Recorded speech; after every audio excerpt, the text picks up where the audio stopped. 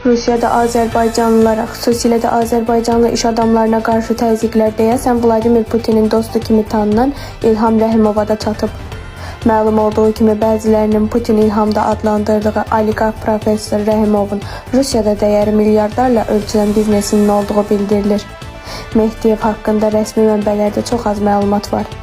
O, Rusiyanın ən böyük kirayəçisi olan Kievski Ploşad qrupunun bir sıra layihələrində keçmiş tərəfdaş kimi qeyd olunub.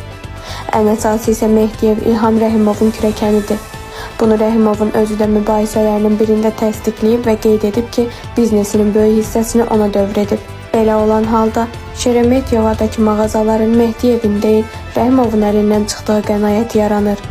Mağazaların Bavin adlı şəxsə ötürülməsinin formal xarakterli gediş olduğu, yoxsa həqiqətən Rəhimovdan alındığı sual isə açıq qalır.